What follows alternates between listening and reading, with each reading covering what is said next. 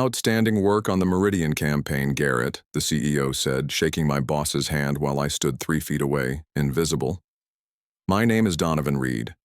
I'm 37 years old, and I just watched 6 years of my creative genius get handed to a man who couldn't design a business card if his life depended on it. Garrett Blackwood smiled like he'd painted every pixel himself. The conference room at Pinnacle Creative buzzed with congratulations as the CEO announced that our agency had won the most prestigious advertising award in the Pacific Northwest. The Meridian Tech campaign, my campaign, had generated $40 million in revenue for our client and put our Seattle-based agency on the national map. I kept my hands folded, my expression neutral, while something cold and sharp settled in my chest. Everyone knew Garrett was the creative director. Nobody knew that for the past 6 years, every major campaign that bore his name had actually been conceived, designed, and executed by me. The Meridian campaign had consumed 8 months of my life. Late nights perfecting the visual narrative. Weekends researching tech industry psychology. Client meetings where I presented the concepts while Garrett took notes and nodded like a sage mentor. I'd built the entire brand identity from scratch. The logo, the color palette, the messaging strategy that tripled their market penetration. Donovan's been instrumental in supporting the creative process, Garrett added, throwing me a bone like I was his assistant. Support. 6 years of groundbreaking work reduced to support. I smiled and nodded. Happy to contribute, I said, the words tasting like ashes. The meeting ended with handshakes and champagne toasts. As people filed out chattering about Garrett's visionary leadership, I gathered my notebook and moved toward the door. My mind felt crystal clear for the first time in months, like when you finally understand a puzzle that's been torturing you. Garrett caught my arm as I reached the exit. Donovan, great work as always. Couldn't have done it without you backing me up. Backing him up. That's what 6 years of creative brilliance had earned me, the privilege of being Garrett Blackwood's backup dancer. I looked at him for a long moment. Of course, I said, always happy to help. But as I walked back to my desk, something fundamental had shifted. For the first time in 6 years, I wasn't thinking about the next campaign. I was thinking about the truth. My story begins in 2017 when I joined Pinnacle Creative as a senior designer, fresh off a bitter divorce and desperate for a stable income. Seattle's advertising scene was competitive, but I had 12 years of experience and a portfolio that spoke for itself. Garrett Blackwood interviewed me personally, a charismatic man in his early 50s with silver hair and the kind of confidence that filled a room. We need someone who can think big, he'd said, reviewing my work. Someone who understands that great advertising isn't just pretty pictures. It's psychology wrapped in visual storytelling. He was describing my exact philosophy. I thought I'd found a creative soulmate. Pinnacle specialized in tech company branding, from scrappy startups to Fortune 500 corporations. My role was senior designer, but Garrett quickly discovered I could do more than execute. I could conceptualize entire campaigns from market research to final delivery. Within 6 months, he was assigning me projects that should have gone to the creative director level. You've got natural instincts, he'd say. Keep this up and we'll talk about promotion. I threw myself into the work. 60-hour weeks became normal. I'd research target demographics obsessively, study competitor strategies, and develop concepts that consistently exceeded client expectations. The Nexus software rebrand increased their lead generation by 200%. The Cloud Vault campaign I designed won 3 regional awards. Every success felt like validation that I was building something meaningful. My daughter Emma visited every other weekend. She was 13 then, old enough to notice when her dad looked exhausted but too young to understand why creative work demanded such sacrifice. "Dad, you're always on your computer," she'd complain during our Sunday morning breakfasts. "Building something special," I'd tell her. "This could change everything for us." She'd roll her eyes, but she was proud when I showed her the billboards and websites I'd created. Her friends recognized campaigns I'd worked on. For someone who'd lost half his assets in divorce proceedings, seeing my work in the world felt like proof I could rebuild. Garrett always made sure to present my concepts to clients personally. "I like to maintain that direct relationship," he'd explain, "but I want you in every meeting. You understand the technical details better than anyone." I thought he was mentoring me. I thought partnership was the natural next step. I was building his empire, one brilliant campaign at a time. The first crack appeared during the Apex Industries pitch in late 2018. I'd spent 3 weeks developing a complete rebranding strategy for their cloud storage platform. Everything from logo concepts to a comprehensive digital marketing plan. The night before the presentation, Garrett asked me to email him all the files. "Just want to review everything one more time," he said. "Make sure we're telling a cohesive story." The next morning, I watched Garrett present my work to Apex's board of directors. Every slide, every concept, every strategic insight, delivered as if he'd conceived it all himself. He used phrases I'd written, referenced market research I'd conducted, and explained design choices with reasoning I'd developed. This visual metaphor of infinite horizons speaks directly to your customer's desire for limitless growth, Garrett told the board, clicking through slides I'd created at 2 a.m. the previous week. I sat beside him, introduced as our senior designer who will handle implementation, watching 12 men in suits nod appreciatively at Garrett's brilliant strategic thinking. Apex signed a $300,000 contract on the spot. After the meeting, Garrett was euphoric. "Did you see their faces when I explained the horizon concept? That's the kind of big picture thinking that separates good agencies from great ones." I stared at him. "The horizon concept was my idea, Garrett, from our strategy session last Tuesday." He laughed and clapped my shoulder. "Of course. That's what collaboration looks like, Donovan. We build on each other's ideas until something beautiful emerges." Collaboration. As if he'd contributed anything beyond presentation skills in a corner office. But I rationalized it. Agency work was collaborative. Creative directors were supposed to synthesize team input into client presentations. Garrett had experience I lacked. He understood client psychology, boardroom dynamics, the business side of creativity. The pattern repeated with increasing frequency. I'd develop concepts in our private strategy sessions. Garrett would refine them overnight, meaning he'd reorganize my slides and practice my talking points. Then he'd present everything as his creative vision while I sat silently, watching clients fall in love with my work. The Stratosphere Gaming campaign won 4 national awards. The Quantum Logistics rebrand was featured in Advertising Age. The Velocity Automotive launch generated $15 million in first quarter sales. All Garrett Blackwood campaigns, according to industry publications. All Donovan Reed creativity, according to The Truth. By 2022, I wasn't just designing campaigns, I was ghostwriting Garrett's entire creative reputation. The personal cost was becoming impossible to ignore. My relationship with Emma had deteriorated into scheduled phone calls and awkward weekend visits. She was 18 now, preparing for college, but I could see disappointment in her eyes when I canceled plans for client emergencies. "Dad, you missed my graduation ceremony," she said during one particularly tense phone conversation. "I won the art department award, and you weren't even there." I'd been in the office until midnight, perfecting a presentation for Garrett's meeting with Titanium Entertainment. I'm sorry. This project could change everything for us." "You always say that," she replied quietly, "but nothing ever changes. You're still working all the time, and I still feel like your job is more important than I am."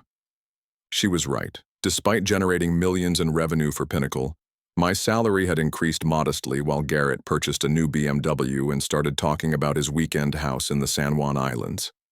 I was making decent money, but nothing that reflected the value I was creating. My ex-wife had remarried a software engineer who worked normal hours and coached Emma's debate team. During our custody exchanges, I could see how relaxed Emma was around him, how easily they talked about school and friends and everyday life. I'd become the stressed parent who brought work anxiety into every interaction. But the professional investment felt too substantial to abandon. 6 years of building client relationships, developing industry expertise, creating campaigns that defined entire brands. Garrett had promised that partnership was inevitable, that my contributions would eventually be formally recognized. "You're the creative heart of this operation," he'd tell me during performance reviews. "When the agency restructures next year, we'll talk about making you a creative director. Maybe even profit sharing." I'd been hearing variations of that promise since 2019. Meanwhile, my personal portfolio was empty. Everything brilliant I'd created belonged to Pinnacle Creative and Garrett Blackwood's professional reputation. 6 years of my best work existed in the world under someone else's name. If I left tomorrow, I'd have virtually nothing to show potential employers except supporting design work and collaborative credit. Garrett had systematically positioned himself as the visionary, while positioning me as the talented executor. Industry contacts knew him as the strategic mastermind. I was just the skilled designer who brought his concepts to life.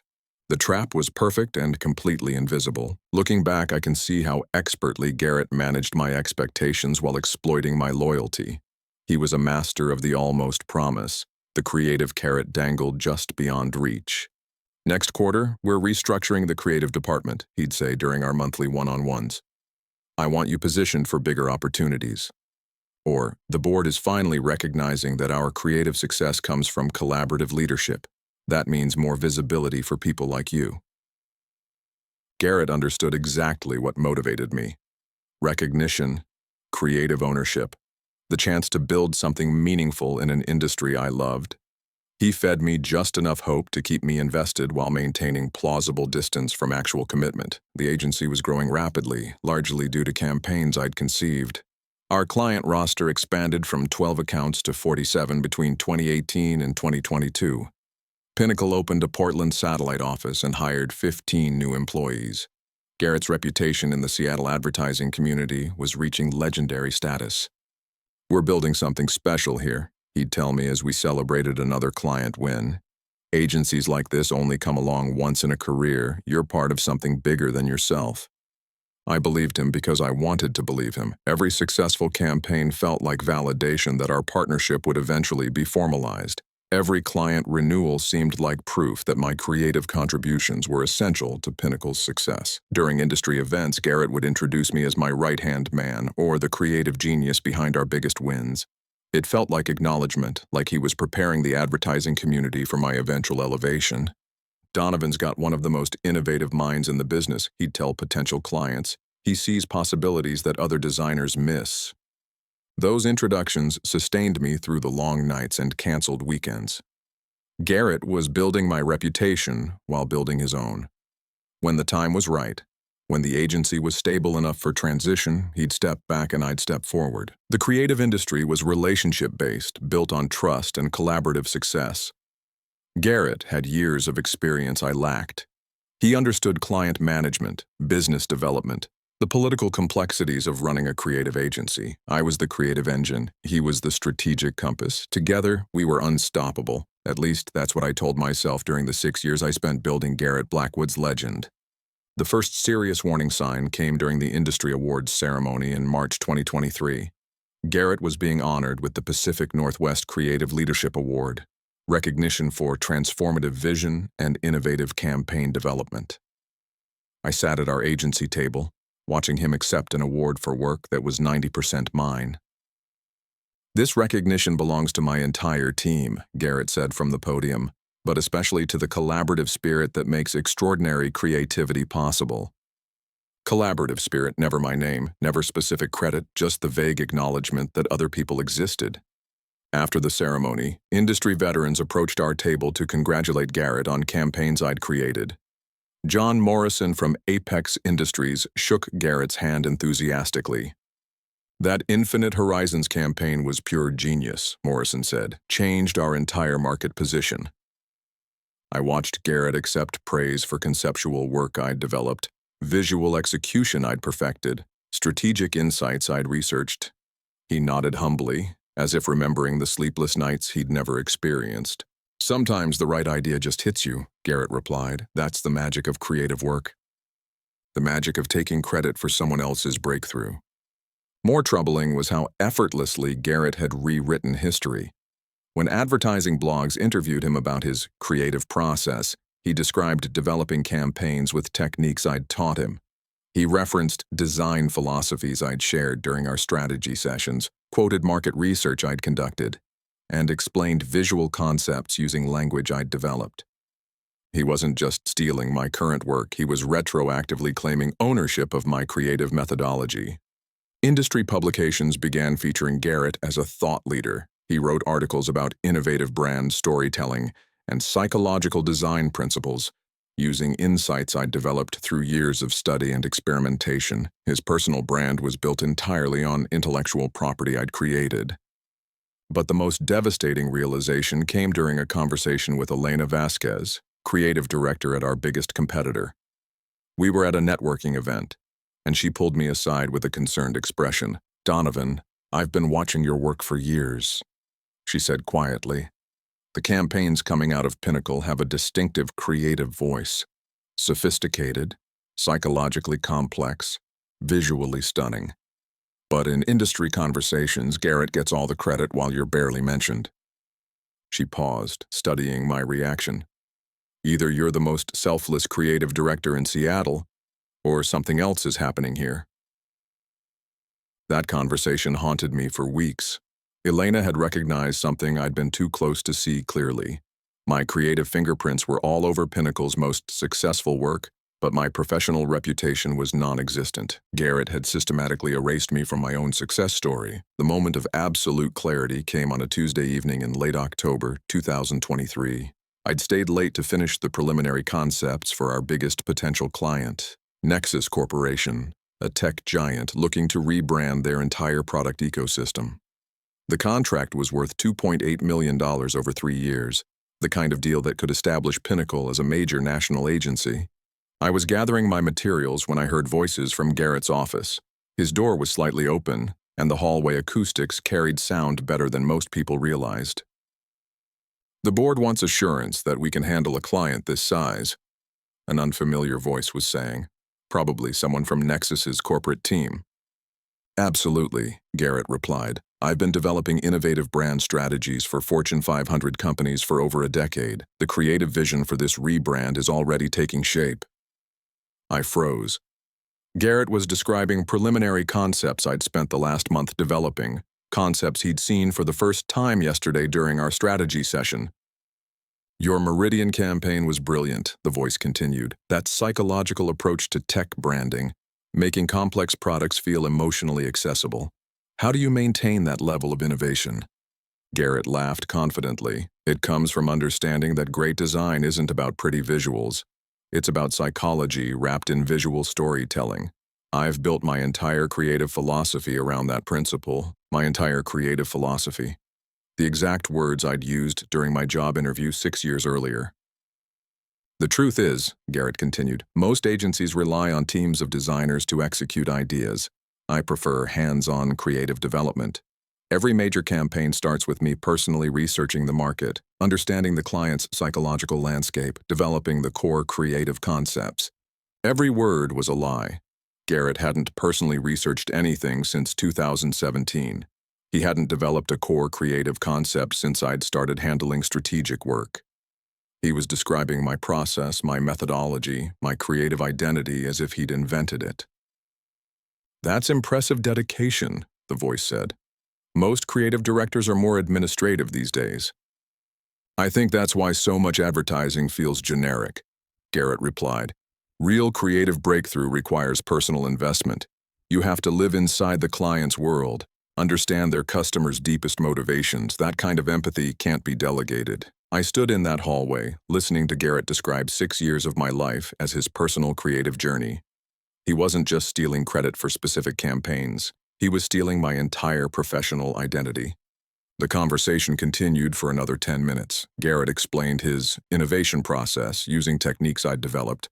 He referenced insights from market research I'd conducted. He described creative breakthroughs I'd experienced during late-night sessions he'd never witnessed. When I finally heard the meeting ending, I quietly returned to my desk and sat in the dark for 20 minutes. Everything was suddenly, horrifyingly clear. Garrett hadn't been mentoring me toward partnership. He'd been systematically harvesting my creativity while positioning himself as the sole source of Pinnacle's success. I wasn't his protege, I was his ghostwriter, and tomorrow he'd present my Nexus concepts as his own visionary work. I didn't sleep that night. I kept replaying Garrett's conversation, analyzing 6 years of interactions through this new lens of understanding. Every collaborative session where I'd shared my creative process, every strategy meeting where I'd explained my conceptual approach, every late-night breakthrough I'd excitedly shared with someone I thought was my mentor.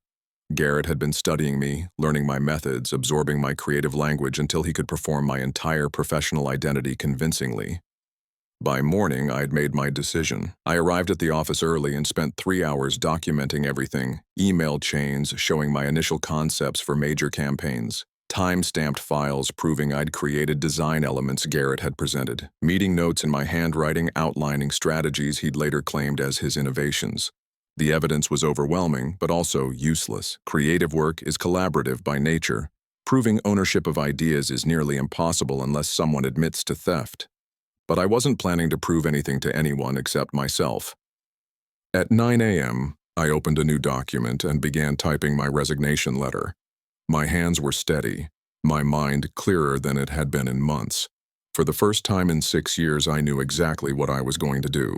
The letter was direct and professional. 2 weeks' notice, gratitude for opportunities, no mention of stolen credit or creative theft.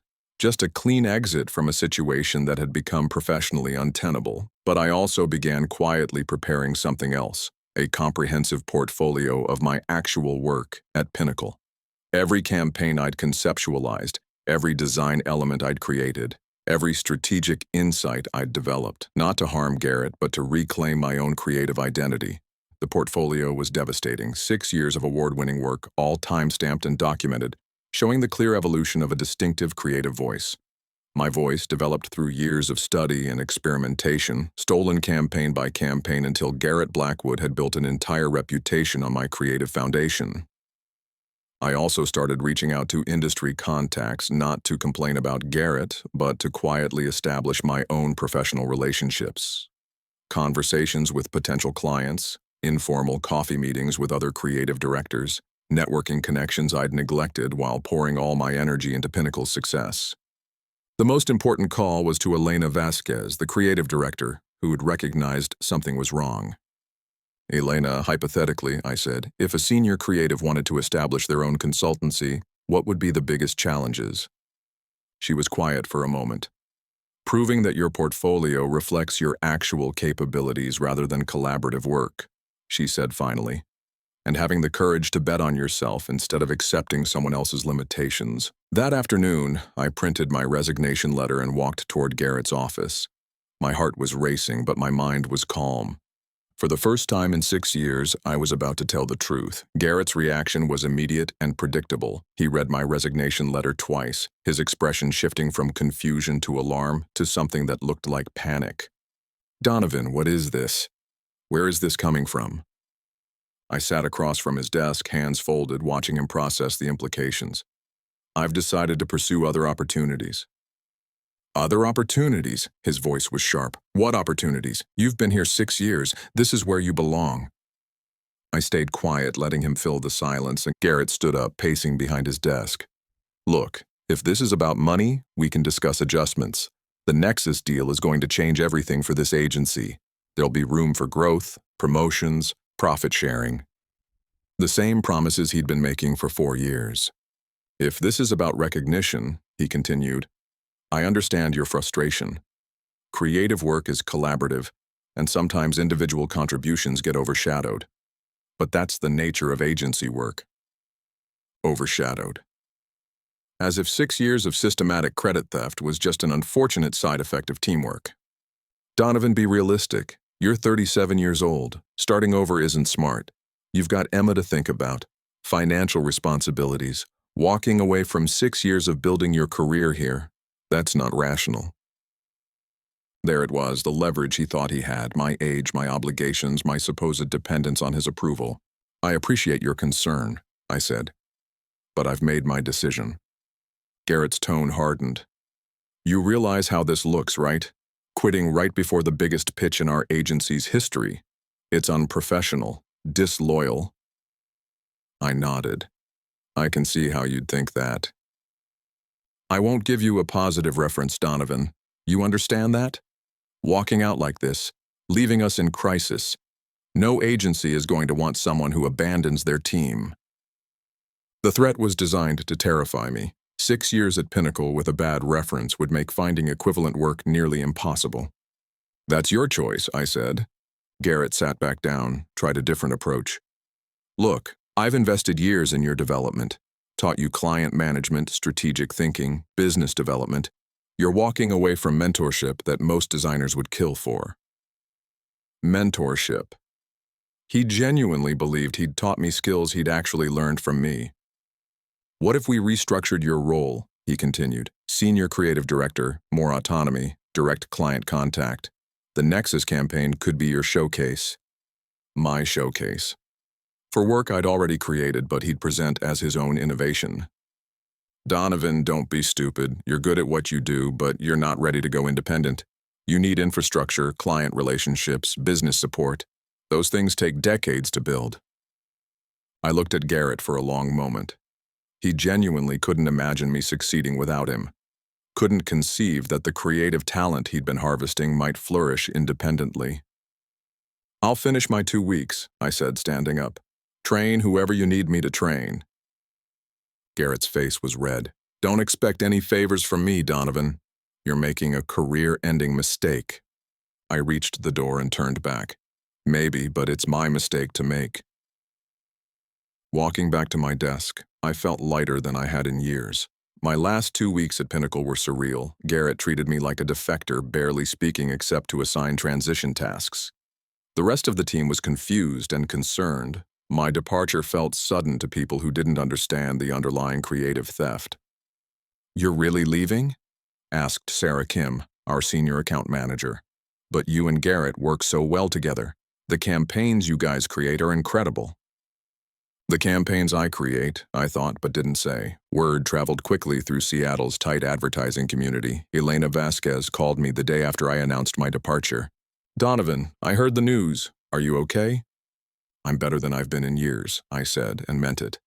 Good, because I've been thinking about our conversation. My agency has been looking for a creative director for our tech division, someone with experience in psychological branding, someone who understands how to make complex products feel emotionally accessible. She was describing my creative specialty using phrases I'd developed. The position pays significantly more than what you're probably making at Pinnacle, she continued, and it comes with full creative attribution, profit participation, and equity potential. 3 other opportunities emerged during my final week. Coffee meetings with potential clients who'd heard I was leaving Pinnacle, conversations with boutique agencies looking for senior creative talent, an inquiry from a startup founder who'd been following my work, though he thought he'd been following Garrett's work. I've been watching the campaigns coming out of Pinnacle, he said during our phone call. There's a distinctive creative voice there, something sophisticated and psychologically complex, someone who really understands how design affects human behavior. What makes you think that creative voice isn't Garrett Blackwood? I asked. He was quiet for a moment. Industry people talk. There are rumors that Garrett's success comes from having an exceptional creative team. Some people think there's one person in particular responsible for Pinnacle's breakthrough campaigns. Industry people talk. Apparently, my invisible contributions hadn't been as invisible as I'd thought. On my final day, I cleaned out my desk while Garrett prepared for the Nexus presentation. He'd be presenting concepts I'd developed, using strategic insights I'd researched, explaining creative choices with the reasoning I'd provided, but for the first time in 6 years, I wouldn't be sitting beside him watching someone else get credit for my work. As I carried my box of personal items toward the elevator, I felt something I hadn't experienced since 2017. Ownership of my own creative future. Elena's job offer was compelling, but I'd also been thinking about something more ambitious.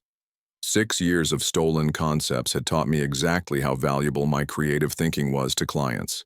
Maybe it was time to build something entirely my own. The consequences began appearing within 3 months, but the full scope of Garrett's downfall took nearly a year to unfold. I'd accepted Elena's offer and was building the tech creative division at Silvermont and Associates when the first cracks appeared. David Harrison, a freelance copywriter who'd worked with Pinnacle, called me with interesting news. Donovan, something weird is happening at your old agency. The Nexus campaign launched last month and it's not good. Like, surprisingly not good for Garrett's usual standards. I wasn't surprised. The concepts Garrett had presented were early drafts of my work, sophisticated strategy, but incomplete execution. Without me there to develop the ideas fully, He'd been forced to rely on junior designers who didn't understand the psychological principles underlying the campaign. David continued, "The client is apparently frustrated. Word is they're considering terminating the contract early. That would be a huge financial hit for Pinnacle." More concerning for Garrett was that industry people were noticing the quality decline. Creative directors who'd respected his work were quietly questioning whether his previous success had been artificially inflated. "It's like Garrett lost his creative instincts overnight," Elena told me during one of our weekly check-ins.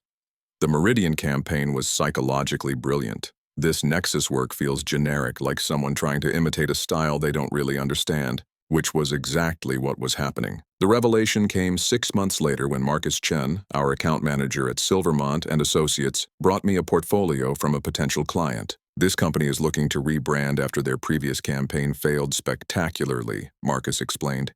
"Take a look at what they're moving away from." He handed me a folder containing Garrett's Nexus campaign materials.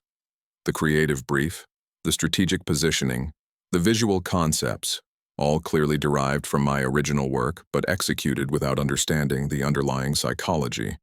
"The previous agency promised innovative psychological branding," Marcus continued, "but delivered surface-level concepts that tested poorly with focus groups. The client lost significant market share and wants a complete creative restart." Nexus Corporation was coming to me to fix the campaign I'd originally conceptualized.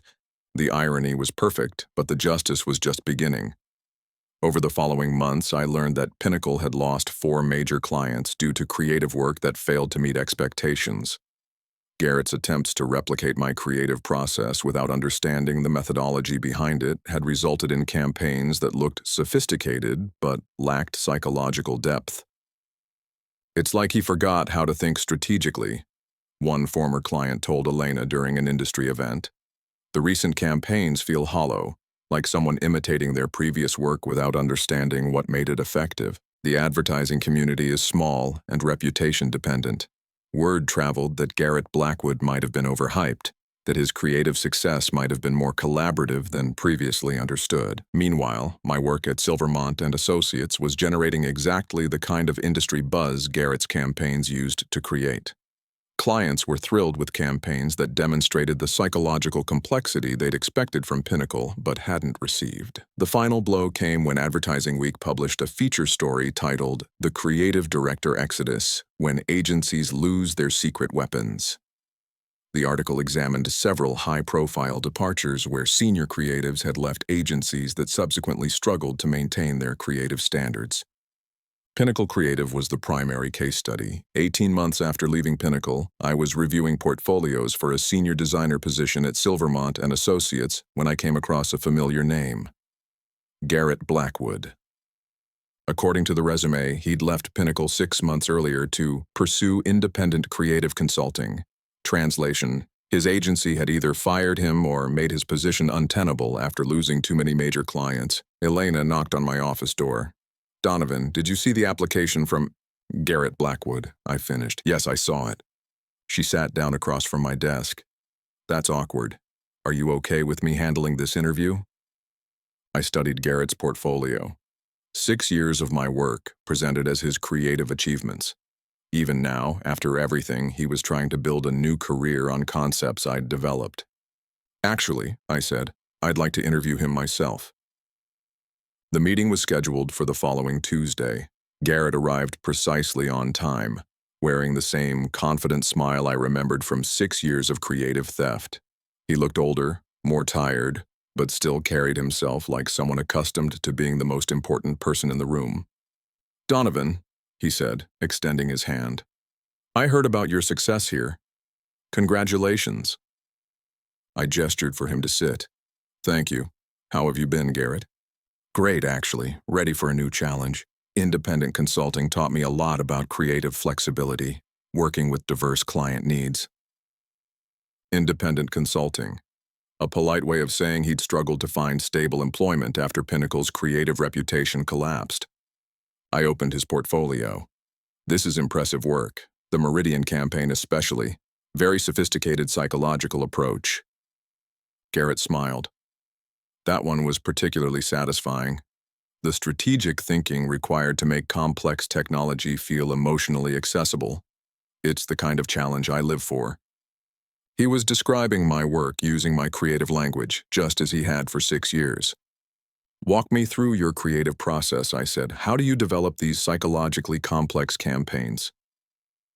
For the next 20 minutes, Garrett explained creative methodologies he'd learned from me, referencing insights I'd shared during our strategy sessions, describing breakthrough moments he'd never experienced. He was performing my professional identity with the same confidence he'd always shown. But something had changed. The creative fire that had made my work exceptional wasn't there. Garrett could describe the process, but he couldn't recreate the innovative thinking that had made those campaigns successful. This is all very impressive, I said finally, but I'm curious about your recent work. What have you created since leaving Pinnacle? Garrett's confidence flickered. Well, independent consulting is different. Smaller budgets, shorter timelines. The work doesn't always showcase your full capabilities. Translation: without me creating his campaigns, he'd struggled to produce anything noteworthy. I closed his portfolio. Garrett, you're clearly talented, but I don't think you're the right fit for this position. His composure cracked. Donovan, I know things ended awkwardly at Pinnacle, but we made a great team. You know we work well together. We never worked together, I said quietly. You presented my work as your own for 6 years. That's not collaboration. That's theft. Garrett's face went pale. That's not... Creative work is collaborative. Ideas build on other ideas. What happened at Pinnacle was systematic credit theft, I interrupted. And the reason you're here looking for work is because without me creating your campaigns, your creative reputation collapsed. We sat in silence for a moment. Finally, Garrett spoke, his voice smaller than I'd ever heard it. You were always the creative genius. I was good at presenting, at client relationships. I thought we were a team. A team where one person does all the work and the other person gets all the credit isn't a team, Garrett. It's exploitation. I stood up, ending the interview. I hope you find what you're looking for, but I hope you find it by developing your own capabilities instead of stealing someone else's. As Garrett left my office, I felt something I hadn't expected. Not satisfaction, but sadness. 6 years of creative theft had ultimately hurt him more than me. I'd rebuilt my career on genuine talent. He'd been exposed as someone who could perform creativity but not create it. 6 months later, I launched my own agency, Reed Creative Strategies. The tagline was simple: psychology wrapped in visual storytelling. My first client was Nexus Corporation, looking for someone who could deliver the innovative psychological branding they'd been promised but never received. Emma, now in college studying graphic design, helped me design the agency's logo. Dad, she said as we worked together in my new office, I'm proud of you for finally putting your name on your work. Sometimes the best revenge is simply being yourself, openly, authentically, and without apology.